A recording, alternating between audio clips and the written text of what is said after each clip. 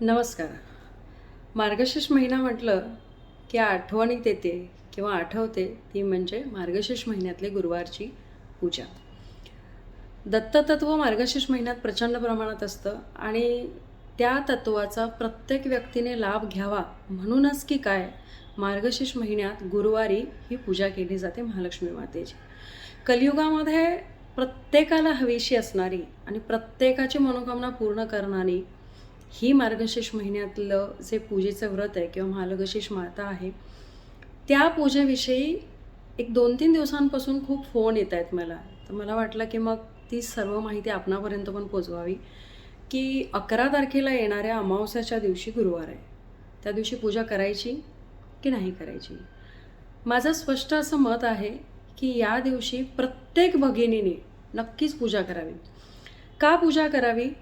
तर सगळ्यात पहिलं महत्त्वाचं तत्त्व असं मला वाटतं, की आपण महालक्ष्मी मातेची दिवाळीतली जी पूजा करतो, ती अमावस्याच्या दिवशी असते.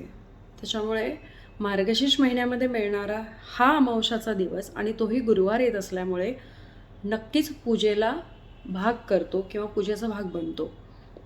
त्यामुळे या दिवशी नक्कीच प्रत्येक भगिनीने किंवा प्रत्येक माता भगिनीने पूजा करावी. आणि सगळ्यात महत्त्वाचं की या दिवशी केलेली पूजा ही जास्त फलदायी ठरते. अमावस्याच्या दिवशी केलेली कुठलीही महालक्ष्मीची पूजा किंवा व्रत किंवा तुम्ही काही यज्ञ याग करत असाल तर ती फलदायी ठरते. त्याच्यामुळे तुम्ही या दिवशी पूजा अगदी निशंक मनाने करा, कोणतीही शंका न ठेवता करा.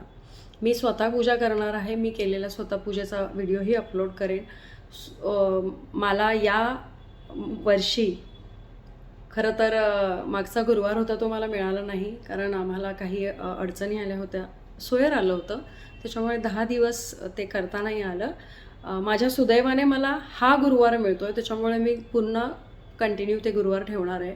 त्याच्यामुळे माझ्या घरात या गुरुवारी येत्या म्हणजे 11 तारखेला अमावस्येच्या दिवशी तर पूजा होणारच आहे, पण त्याच्या पुढच्या गुरुवारी मी माझ्या व्रताचं उद्यापन करणार आहे. आता मी तुम्हाला हे इतकं का सांगते, की मला सांगायचं आहे की कुठल्याही प्रकारची अडचण आली, जर तुम्हाला पाळीचा त्रास आला असेल आणि तुमचा गुरुवार चुकत असेल, तर तुम्ही तो गुरुवार ॲडिशनल वाढवून पुढच्या गुरुवारी त्याचं उद्यापन करावं. किंवा जसं आम्हाला सोयर आलं होतं, कोणाला सुतक येऊ शकतं, काही येऊ शकतं, कुठल्याही प्रकारची अडचण येऊ शकते. तर अशा वेळेस तो गेलेला गुरुवार मागे सारून तुम्ही पुढचा गुरुवार धरून ते व्रत जे 4 गुरुवार किंवा 5 गुरुवारांचं असतं ते पूर्ण करायचं असतं. आणि यावेळेस अजून एक महत्त्वाची गोष्ट अशी असते की कुठल्याही प्रकारची शंका न घेता करायचं असतं. कारण जी आपण महालक्ष्मीची कथा वाचतो त्यामध्ये असं स्पष्ट म्हटलं गेलं आहे की तुम्ही ही कथा गुरुवारी वाचायची असते, दर गुरुवारी.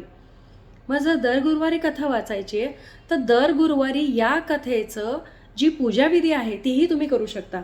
आणि ती पूजाविधी जर तुम्ही केली तर त्या पूजाविधीमुळे तुम्हाला तुमचं संपूर्ण व्रत केल्याचा जो फायदा आहे तो मिळणार आहे.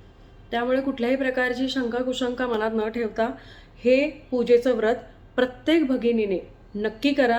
मग तुम्ही कुठल्याही जळीस्थळी असाल, म्हणजे अगदी तुम्ही भारत देशात आहात किंवा भारताच्या बाहेर आहात, जिथे कुठे आहात तिथेही तुम्ही ही मनोभावे पूजा करू शकता.